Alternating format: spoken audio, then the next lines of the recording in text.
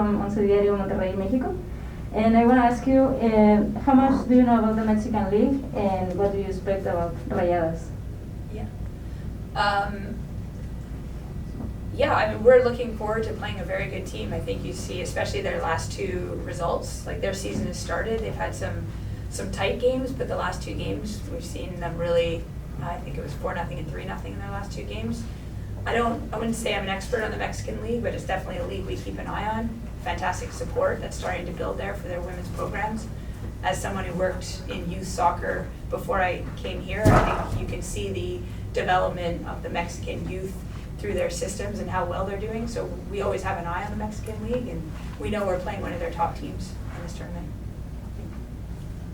All right, if you're online and you have a question, please use the raise hand feature. We will start it off with Taylor Vincent. Yes, I was wondering, what role do you think tournaments like this play in the absence of a Club World Cup? Yeah, I think that it's a really great opportunity to measure yourselves across different leagues. It'll be interesting to hear Janine's answer as someone who played in Europe for a long time. But learning from other coaches, watching other teams play, different systems, different sort of tempos of the game, I think it's just a great and exciting opportunity. I know the players are looking forward to it. I think the fans are as well, just to see what one another do and how we play and how they sort of work against one another. It's always interesting and exciting, and yeah, anything you want to add? I think just being on both sides of it, I played in the ICC tournament when I was in Manchester City, and obviously they have a very different perspective in terms of this being their preseason tournament, and for us it's a nice change of rhythm in the middle of the season to play some different opposition and have different challenges. And so I think it's a great opportunity as a player to play against teams from the best leagues around the world. It's a great chance to see where we're at against some of the best players in the world. So I think it's an exciting opportunity for everyone, and it's a great showcase for the women's game all across the world. So it's definitely going to be different outcomes for. Stefan, I think you guys accidentally got muted. The first half of the answer was brilliant. And then one other question is, either one of you can take it. How do international friendly tournaments contribute to growing the women's game, do you think? I think we've seen the impact that the Euros this past month has had on world football, and similarly with all the confederation tournaments that have gone on this summer. I think as years go by, the women's game continues to make its mark on the world, and we get more TV space, more media coverage, and so the world gets to see the talent that's in this game. And these kind of tournaments definitely help with that on the club side rather than on the international side. And actually, you find a lot of very much hidden gems when you see world club football. A lot of players that don't play on national teams that are fantastic players. So I think it's a great way to continue to move the pin in the right direction for the women's game. Thank you so much. All right, next we'll go to Ryan Clark. Hi y'all, how's it going? Just wanted to ask the both of you about your expectations for the personnel that you'll put out there. Rhian might be able to answer this better than Janine, but what would you expect as far as rotation, Rhian, given the number of games in NWSL and in this tournament that you'll have to play over this next week or two? Yeah, I don't think there's any way to hide from, we've got 6 games this month, we've played 2, and we've got 4 now coming up pretty in quick succession.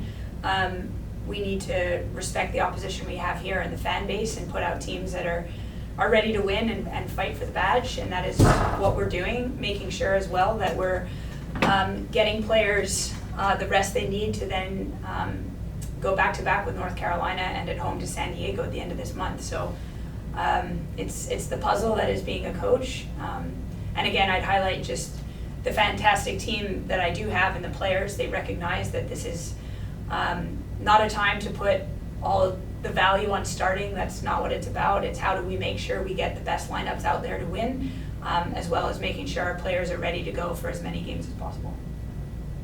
And for both of you, your thoughts on what this will mean for soccer fans in the Portland area to be able to watch this tournament again this year and absorb the women's game at its highest level. I thought Janine spoke really well about the Euros and the excitement that came with it, watching the players that you've seen on television, watching the Olympic gold medalists, watching them play for their clubs. I think this is, as we know, this is Soccer City. The fan base here is very knowledgeable. They're very connected, and these are just wonderful opportunities to see these iconic women in person, whether they're playing here for the NWSL or whether they're playing in Mexico or Europe. It's a wonderful opportunity. Right, next we'll go to Melina Gaspar. Thank you. Good afternoon. I wanted to ask to Coach Rhian about Shelby Hogan, since she was one of the stars at the last women's ICC. If we expect to see her a little bit in this tournament? Thank you. Yeah, Shelby was the star of the WICC last year, and I think you saw a lot about Shelby's character, her attitude, and her skill set when during the international window, when we had Bella and Abby get COVID at the same time, and she came back from under 23 camp, walked into the starting lineup, and then had a PK called against her in the first minute, which she went on to save, and they got the rebound. But quality young player. She's just working through a niggle, so she won't be featuring, but definitely a player for the future that's got a huge potential for the future as a Thorn. Do we have any last questions for either Janine or Rhian? Okay, we'll take one more from Ryan Clark. I was just curious about both of your thoughts on the potential for the growth of the Thorns as a prominent global sports team through this tournament. You know, the opportunity for people around the world to see the Thorns, see how they play, and what they're about as a club. I think it's been amazing that the NWSL continues to be watched more globally as it's becoming available more globally. Having spent so much time in Europe, I know for myself, obviously a North American, I definitely was paying attention to the league while I played over there, but you know, a lot of those players over there pay attention as well. And it's not just now that the Thorns have been prominent worldwide. I think it's always a name that comes up when the NWSL is mentioned in Europe and all across the world. It's a club that has established dominance over the last long period of time, and you know, the players here definitely feel that.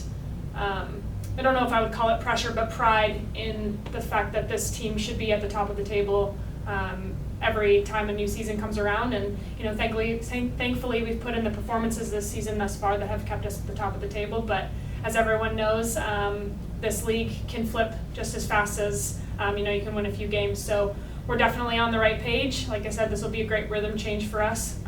Hopefully get some minutes and some players that maybe haven't seen as many, and then get right back to it in the league, and hopefully use these 2 games as momentum to finish out the season and stay on top. All right, I think we'll wrap it there. Thank you guys for your time, and good luck tomorrow. Thanks very much.